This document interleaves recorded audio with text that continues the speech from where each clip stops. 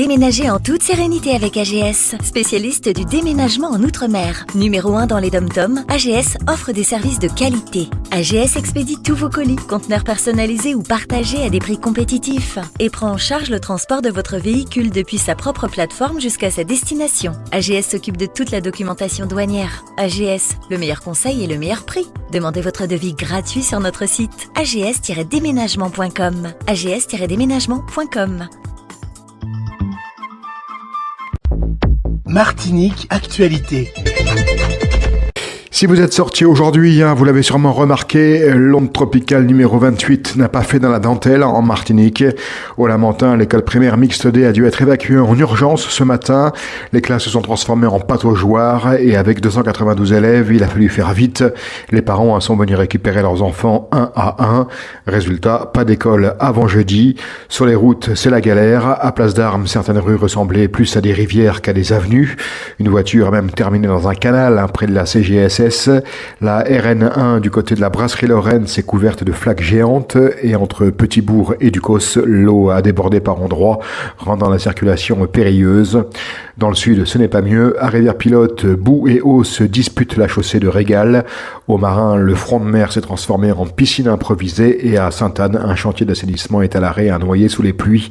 Conséquence directe, le réseau de Sudlib a jeté l'éponge à Rivière-Pilote et ce n'est pas fini. Météo France maintient la vigilance jaune pour fortes pluies et orages avec la possibilité de passer à l'orange.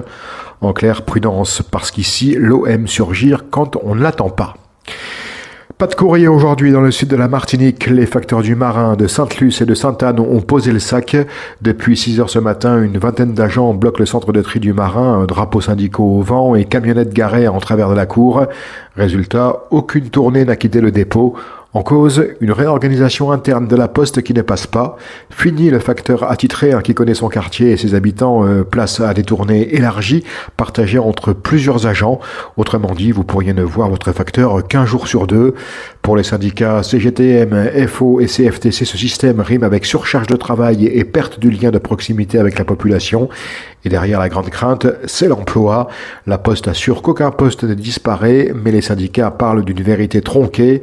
Moins de tournées fixes, plus d'agents en flottement, de quoi générer, disent-ils, des risques psychosociaux et préparer à terme des suppressions de postes. Le préavis de grève couvre toute l'île. Pour l'instant, le Sud est le plus touché, mais l'intersyndicale laisse planer la menace. Le mouvement pourrait s'étendre dans les jours à venir. En clair, le courrier attendra et peut-être pas seulement dans le Sud. L'économie martiniquaise cale au deuxième trimestre. Selon la dernière note de conjoncture de l'INSEE, l'activité s'est contractée de 1,3% sur un an. Les tensions sociales de 2024 continuent de laisser des traces. Plusieurs secteurs peinent à redémarrer. La construction recule, le commerce ralentit et même l'hôtellerie, pourtant portée par le tourisme, affiche un repli.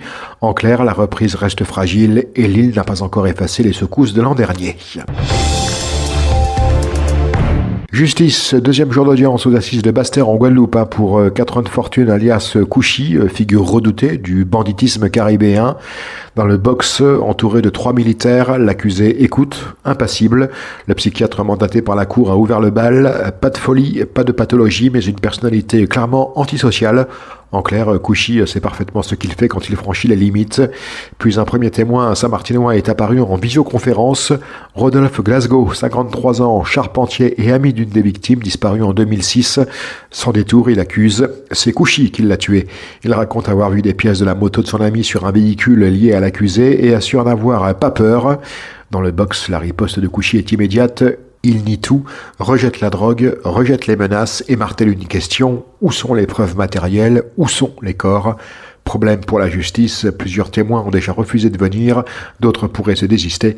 La peur entoure toujours ce procès, presque 20 ans après les faits, même après une première condamnation à la perpétuité. Un procès sous tension donc, où se croisent expertise froide, accusation frontale et dénégation rageuse. La suite demain, toujours à Basse-Terre. Un passeport de plus, mais pas un passeport comme les autres. Le député guadeloupéen Olivier Servat, membre du groupe Lyotte à l'Assemblée nationale, est désormais binational, français et béninois. À 51 ans, l'élu a choisi de renouer avec ses racines africaines, profitant d'une loi votée l'an dernier au Bénin. Cette loi permet aux descendants d'Africains déportés pendant la traite négrière d'obtenir la nationalité du pays. Une manière, dit-il, d'honorer la mémoire de ses ancêtres. Mais ce choix n'est pas qu'intime, il est aussi politique. Olivier Sarvat dénonce ce qu'il appelle la banalisation du discours xénophobe en France. Il cite pêle-mêle les expressions de français de papier ou de submersion migratoire qu'il juge dangereuse et stigmatisante.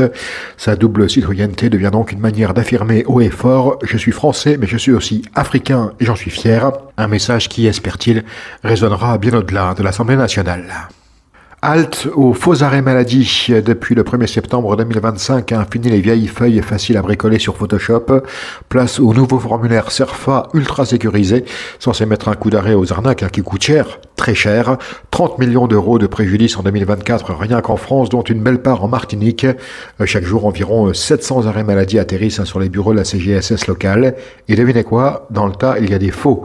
Les champions de la combine continuent parfois à bosser en douce chez un autre employeur, voire à multiplier les jobs planqués.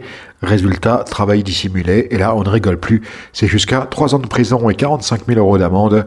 L'URSSAF, elle, rappelle que même les employeurs peuvent trinquer si leurs salariés bidouillent le système. Et pour dénoncer un fraudeur, un numéro magique, le 36 98. La SNSM de Saint-Martin a officiellement installé sa nouvelle présidente, Hélène de Bruges, samedi dernier, rappelant l'importance de sauver des vies en mer.